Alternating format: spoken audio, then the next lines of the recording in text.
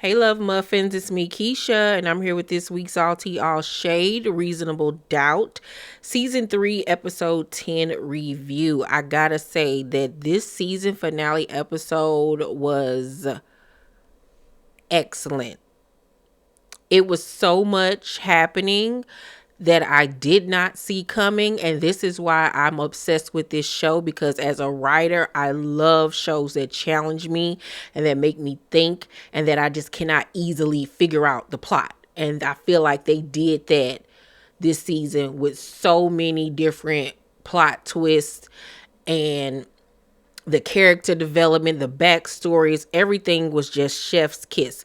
So we pick up where we left off on episode 9 with Kristen at the cabin with a pow pow in her lap, about to attempt schmuicide, and Daniel stops her.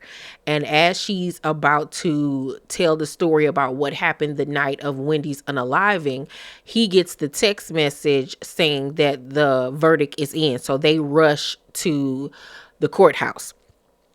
Azie wins the case. He is found not guilty. And of course, he is overjoyed. His mother and father hug him. They're overjoyed. Jax is happy. Everybody is ecstatic, right?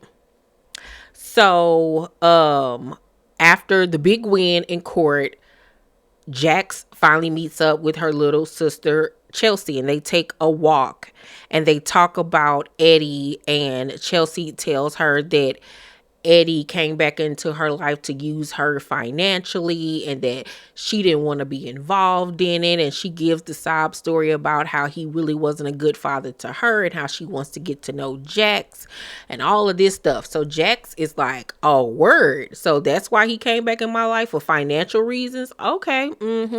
So you could tell like she was hurt by this. But what really stood out to me was the fact that, of course, Chelsea is lying and not telling the full story about how she was the one that was after Jax's money, and how her daddy has been financially supporting her by letting her get his I believe it was his benefits checks or whatever to take care of her and her kids. So what her daddy was saying about her was actually correct. She is manipulative. She is very dangerous. So I cannot wait for season 4 to see how their relationship develops and the games and the lies that Chelsea will be spewing. And I can't wait to meet her kids and really dive more into her backstory and why she is the way that she is. And once again, I got to give Lori Harvey her props. She's doing a really good job with this role. And I think the reason why, outside of her doing the work, and she says that she's been taking classes for years, I think the other reason why she's doing a good job with this role, and I don't see her when she's playing Chelsea. I see, Chelsea. I don't see Lori Harvey. You know what I'm saying? I have to remind myself that this is Lori Harvey. And I think that it attributes to the fact that we don't really know a lot about her. We don't see her doing a lot of interviews. We don't see her talking a lot. So it's easy for her to really melt into a character and make herself disappear. So I'm really excited to see what she'll bring to the show and her and Jack's relationship moving into season 4, because they have been picked up for another season. Shout out to the whole cast and crew and Kerry Washington, who is the producer of this show. So excited.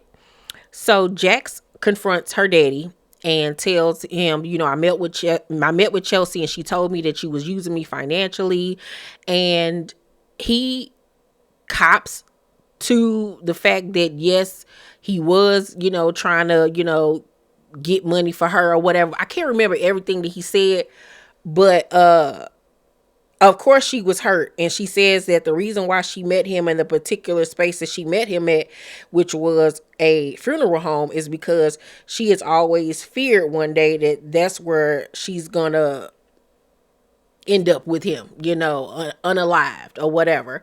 And so she basically just tells him that, I need some time. I don't really want to have a relationship with you or Chelsea right about now.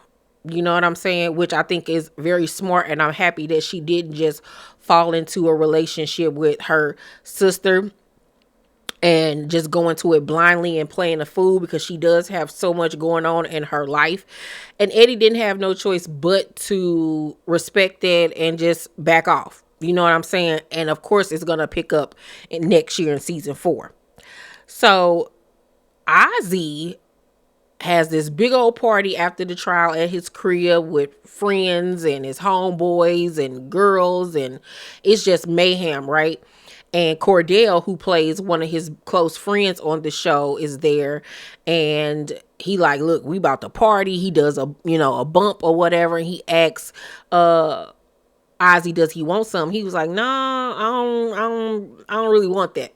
And Cordell looking like, what? Like, we going up. Like, you need to get in on this. And so he gives him the Coquiana. And so he pockets it or whatever, but Ozzy just isn't in the mood. Like, for the first time, he's over this party scene, people around him that he doesn't even really like or know. You know what I'm saying? The negative influence. So he actually ends up leaving his own party and going over to Jax's house, surprisingly, to have dinner with her and her family. And he fit in so perfectly with her and the kids and, Lewis and everything. And they were having a great conversation. And he finally felt a part of a family, you know what I'm saying? And was really enjoying his time with them. And after dinner, Jax lets him know that, yeah, you're not using right now, but what are you going to do when things get tough again, when things get hard? You know what I'm saying? Like, you need help. And she was like, I got these 2 people coming from a rehab facility to come get you so you can go. And he was like, why would you do that? Like, I'm clean. Like, why would you do that? And he was so hurt by her. And he was like, I'm so mad at you right now. I'm so mad at you, but I love you or whatever. And he goes into the room to get himself together because he is going to go, because he respects Jax that much that he is going to go, because she's been nothing but kind to him and supportive of him. And he knows that it's coming from a genuine place, but he's also hurt because she did it behind his back.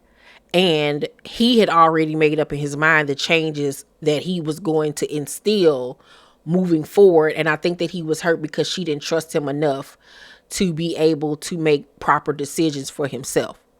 So when the people arrive, Jax was like, let me go get him. He's in the room right now getting himself together. So she goes, knocks on the door, and she doesn't get a response. So she opens the door to find Ozzy on the ground, OD'd.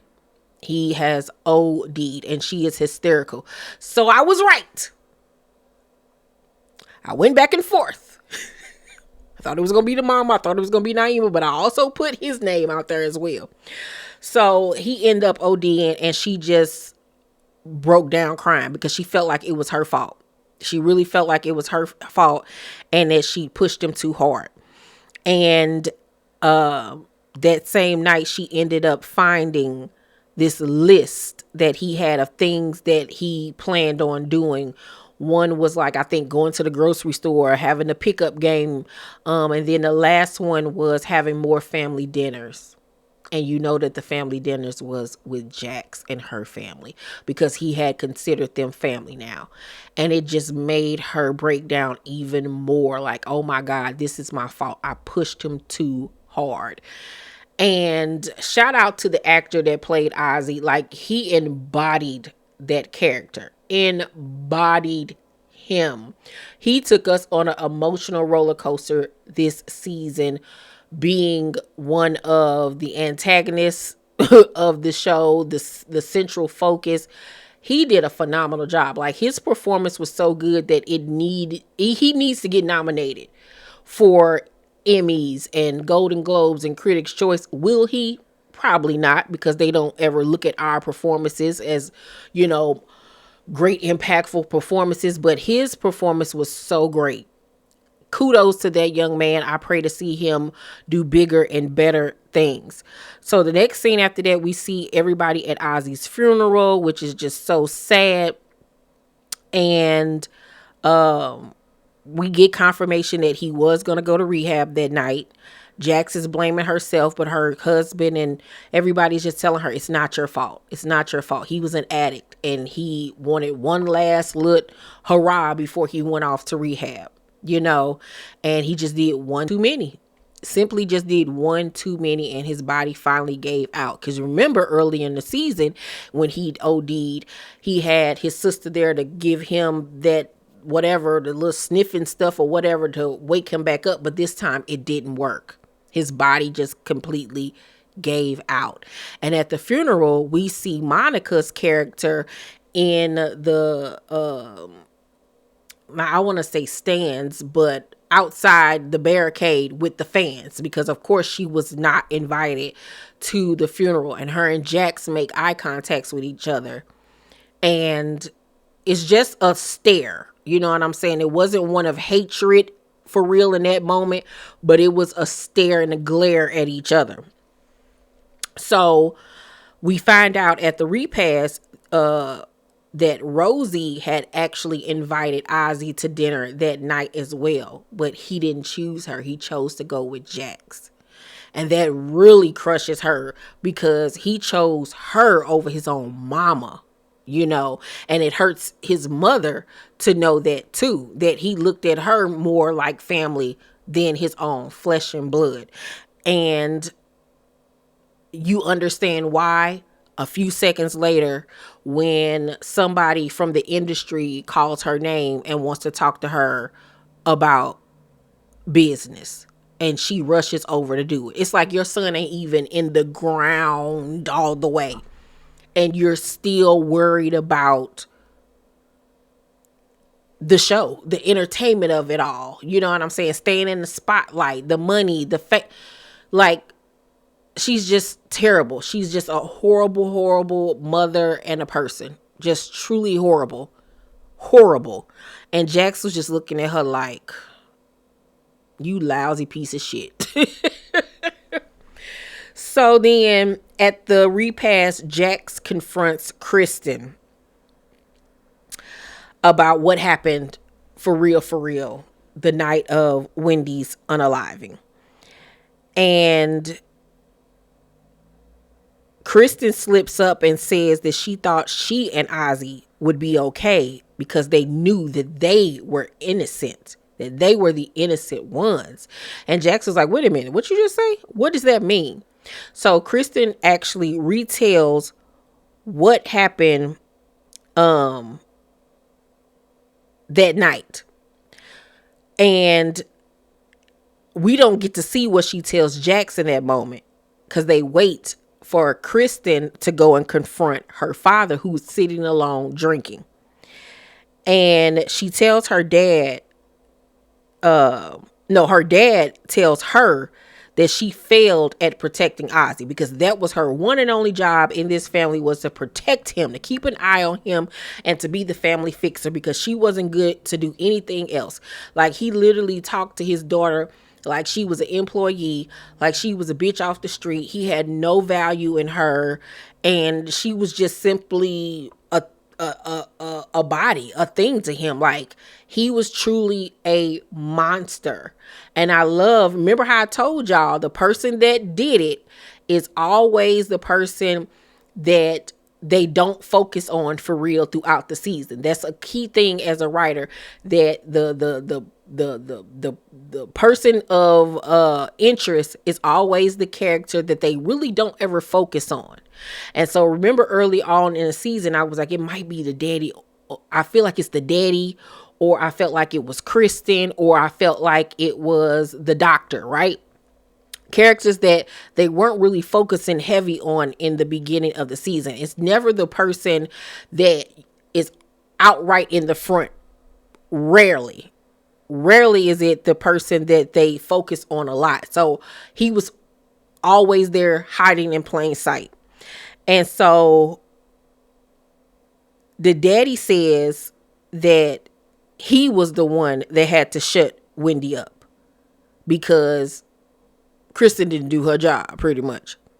So what we find out is what happened that night is that after she had the argument with Azie, Wendy went over to his parents' house to confront the daddy, and she accuses him and Rosie of being liars and threatens to tell Azie everything. Now, one thing that I was confused about, because they never really cleared it up, was, no, did the mama already say that that wasn't her in the video? No, that was it ever cleared up that Wendy wasn't fucking the daddy? I can't remember. I don't think that it was. Y'all let me know down below in the comment section. Was that ever cleared up that that wasn't her and the daddy? Did the mama use like AI or something like that? No, because no, I forgot. It was said that the daddy was cheating with another white woman, and they superimposed Wendy's face onto the white lady that he was smashing. Okay, so she was never effing Azie, right? So when she went over there to confront the daddy, she was like, y'all lying on me, and she threatens to tell Azie everything. So he basically was like, bitch, you ain't telling nobody shit. And so she ends up spitting on him in his face, like literally hawked and spit. And he slapped the dog shit out of her ass so hard that when he slapped her, she did a 360 spin and ended up hitting her head on the table. So he was like, oh shit, like what the fuck have I done? Kristen comes down and was like, what is going on?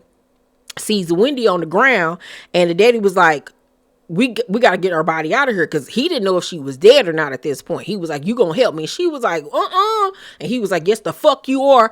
Come on and help me. So they end up basically taking her to the cabin, which is kidnapping, and ties her up. And he's trying to figure out like, what the fuck is he going to do? So Azie shows up, and he's high as a kite. He sees Wendy tied up and was like, what in the hell is going on? And the daddy comes out, and he confronts the daddy. Him and the daddy get to arguing, but he passed out because he's so high. Kristen is checking on her brother, and while they're all focusing on Azie, Wendy is able to untie herself because she's awakened at this point, and she runs and to the field and to the woods or whatever. And so Kristen was like, oh my gosh, she got out. So the daddy is panicking, grabs the blicky, runs outside, and basically tells the old boy that drove Azie there, like, you ain't seen shit. Shut the fuck up. You ain't seen nothing. He was like, you ain't got to tell me twice. He got the fuck out of there. So he goes running into the woods looking for Wendy. No, let me reverse back. When Wendy ran out the house, he was shooting at her and ended up shooting her in the shoulder. And that's when he told old boy, like, you ain't seen shit. And he was like, you so right. My name is Benny and I ain't in it. So Wendy has gotten shot in the arm. She's running in the woods. And then, she ends up sitting on the ground and leaning up against this skinny ass tree. And I'm like, girl, who you think ain't gonna see you behind this little bitty ass pine tree? So the daddy ends up finding her and was like, look, what do I got to do to get you to shut the fuck up, pretty much? And she was like, you can't get me to shut up. I'm going to always say what it is. I'm going to tell Azie everything, and that it is what it is. And so the daddy loses his shit and ends up suffocating her, and she's unalived. So, however, that night, he lied and told Kristen that he couldn't find her. So Kristen didn't know that the daddy was the one that unalived her. So the daddy in present time was like, all you do for this family is fuck things up. And I was like, well, goddamn, how the fuck you blaming her for some shit that you did, nigga?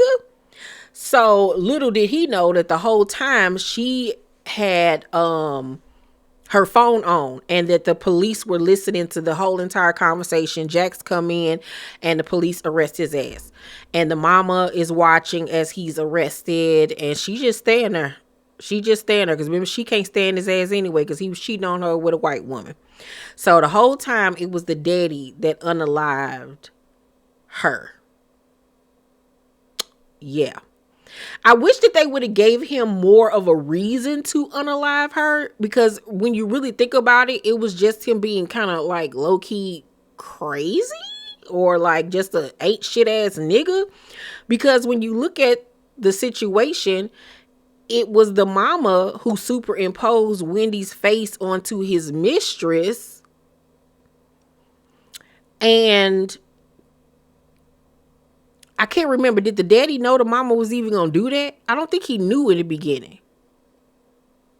Yeah, I wish that they would have like gave him an actual reason to do it. Because okay, y'all lied and superimposed my face onto your mistress' body. Like that's not a reason enough to kill her. Because your wife already know you're cheating. So you see what I'm saying? Like the reasoning wasn't really intact. And I feel like that's where they kind of dropped the ball out of everything. Like the reasoning for unaliving Wendy's character wasn't really solid. But other than that, it was still good. So Kristen tells Daniel that she loves him, and he says he loves her too. And she asks, will she see him again? He was like, probably not, and walked away. I said, now wait a minute, Daniel. Baby, Daniel was cold blooded with it. Daniel done got that haircut, and he was like, yeah, probably not. Baby, that was so savage. I was not expecting for him to be that cold. I was like, come on, Daniel.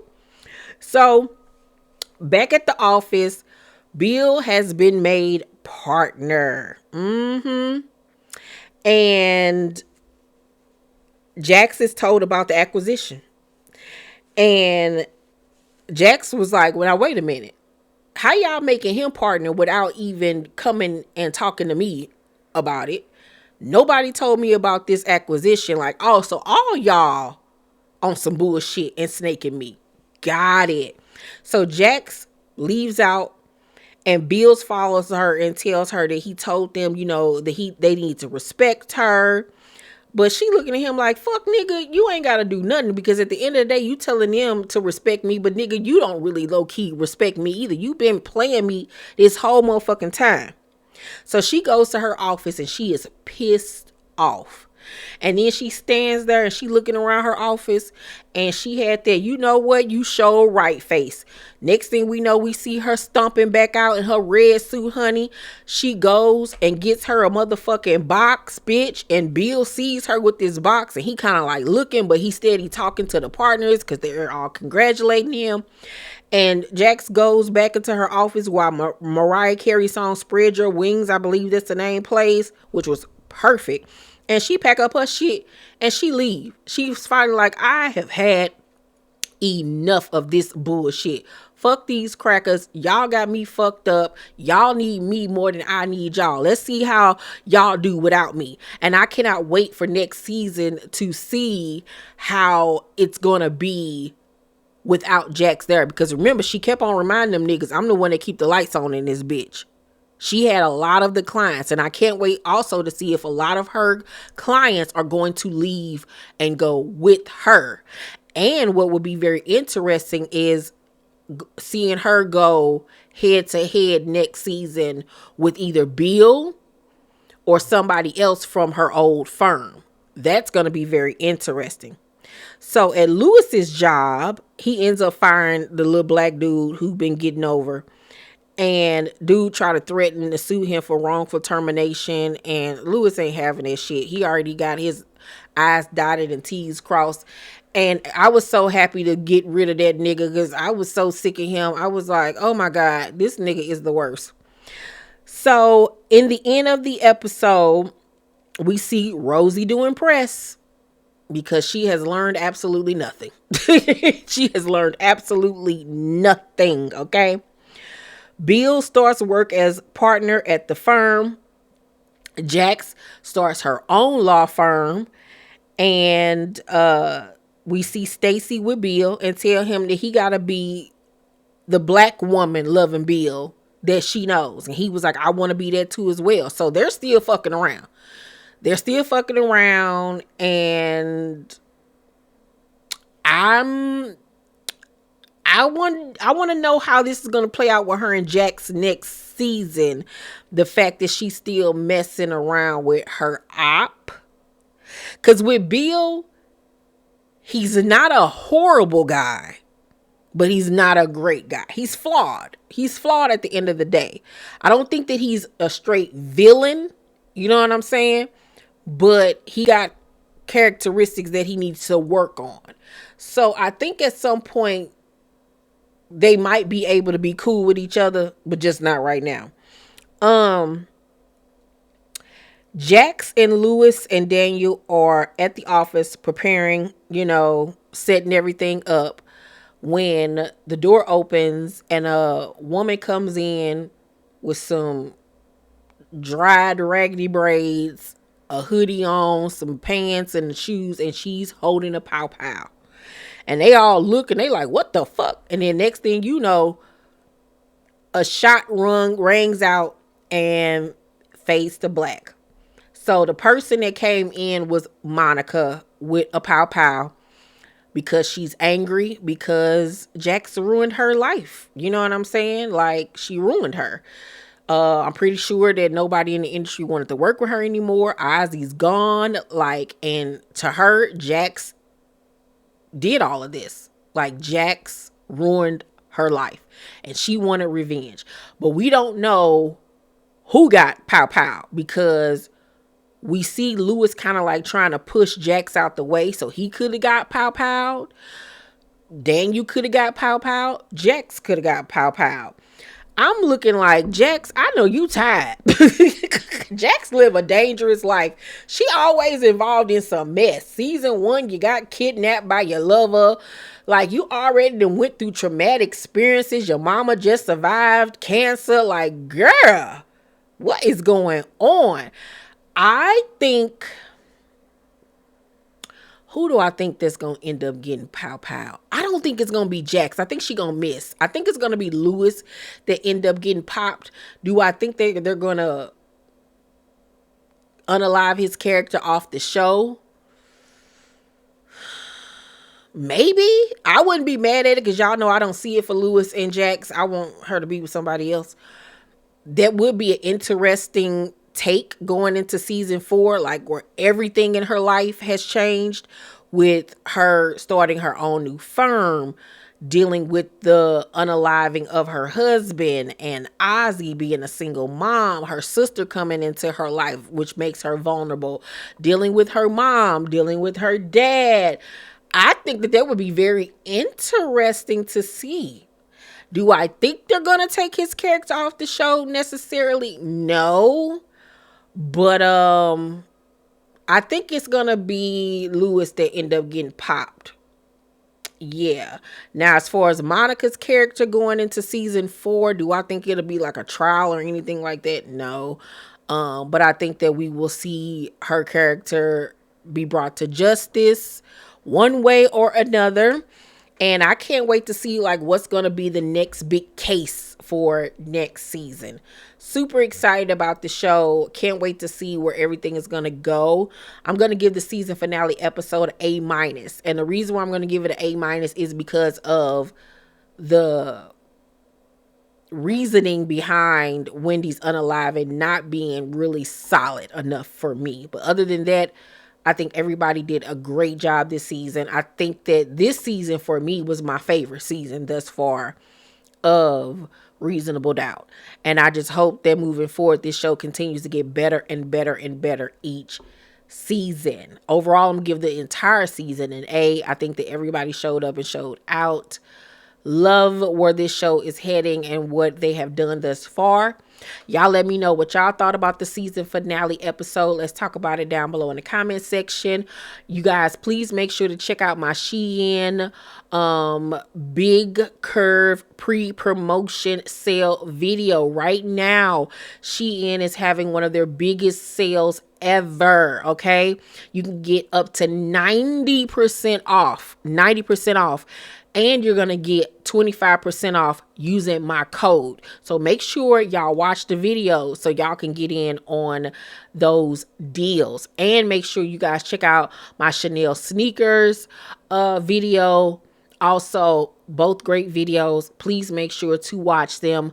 Love you guys. I will see you all on my next video. Bye.